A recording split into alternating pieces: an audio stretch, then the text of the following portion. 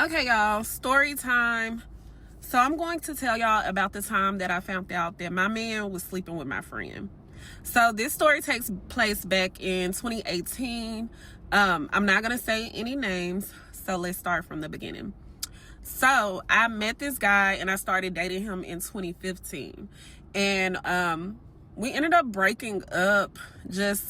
We felt like we wasn't really compatible, so we ended up breaking up. And then in 2018, we decided to work things out and get back together. And so this time, I don't want to say the month because I feel like I'm gonna be giving away too much information, but it was his founders day coming up and they were going to Vegas to celebrate. And so he stayed the night with me the night before, and so he ended up going to bed early that night. And so I stayed up washing his clothes and making sure he had everything together for his trip. So as I'm like getting stuff ready, cleaning up, something in my spirit told me to go through this man's phone. I don't know what it was, but something tapped me on my shoulder and was like, girl, go through his phone. Disclaimer, I don't go through phones anymore. I don't believe in going through phones. I feel like what's done in the dark is going to come to the light. But back then, I definitely was going through phones. And men are so dumb. Like, they use their birthday as their lock code for some reason. But anyways, something told me to go through his phone. So he was knocked out asleep. So I got his phone. I went in the living room and I was going through his phone. Y'all, so I'm seeing like he had a lot of friend girls, so I'm seeing all their names, and I'm not thinking to click on it because I know they're just friends. But y'all, I must have seen my friend name in his phone. Now, let me give you some information about my friend. This was my girl. This was the person that I was venting to about him. When me and him got back together, I was telling her, like, I'm so excited. Like, I think it's going to work out this time. And she's like, just encouraging the relationship. And so during that time too, every year I used to go to Miami for spring break back in college. And I used to go with different people every year. But that particular year, I was planning to go with her. So in the midst of all of this happening, we're planning a trip. So let's fast forward. I was going through his phone and I seen her name and I'm like, what's she doing texting him? Because I didn't even think that they knew each other. Like, I knew that they knew of each other. So I see her name in his phone and I click on the message. So I click on the message and see her. Well, I see her name and I click on the message. And I'm looking through these messages and I'm seeing how they're talking about how they fucked. They're talking about linking up to fuck again. They're talking about how it was so good and da da da da. And I'm like devastated reading these messages. So I call my homegirl and I'm telling her what's going on. And she's like, calm down, calm down. She's like, the first thing you need to do is go to his Cash App and send yourself some money. So I go to his Cash App. Now, I tried to send myself $500. It declined. So then I tried $300. It declined. $200. It declined. $100. It declined. So I said, shit, let me try $50. It declined. I'm like, how's he going on the trip tomorrow and he ain't got no money?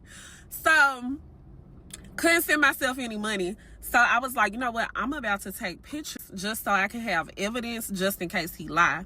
So I got my phone and I'm taking pictures of his phone, of the messages that's on his phone.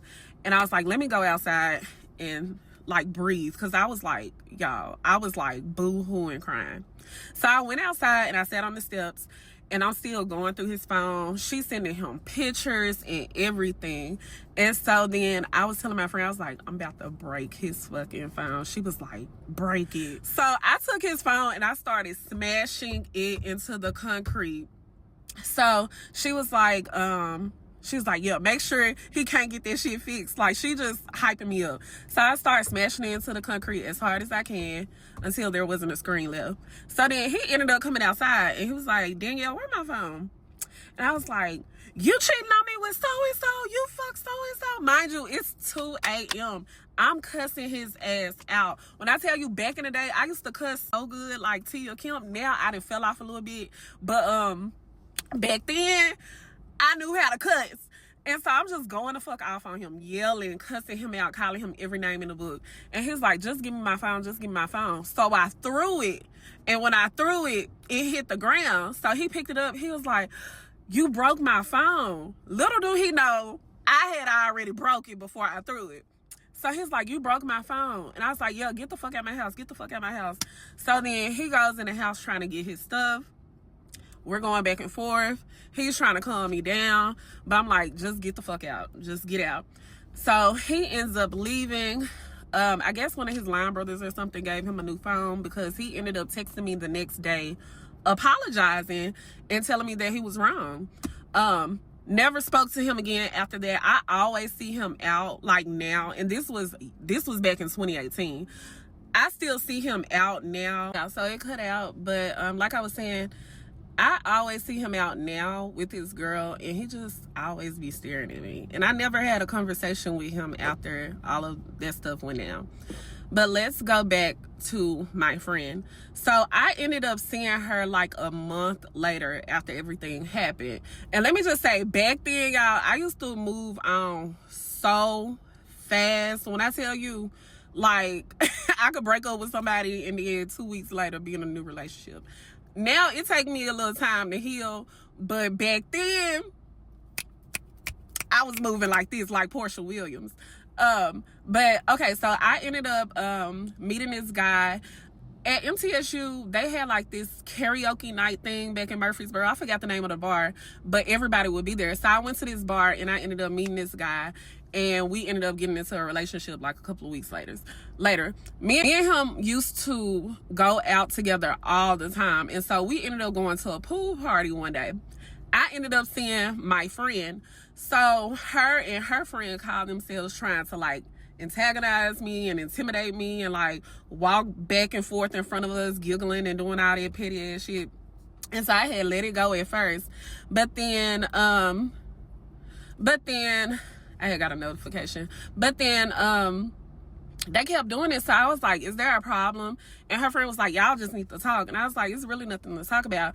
And she started going off. And I was like, look, girl, I'm not finna fight you over no man. I said what I said to him. I did what I did. And I let this shit go. I was like, you can have him.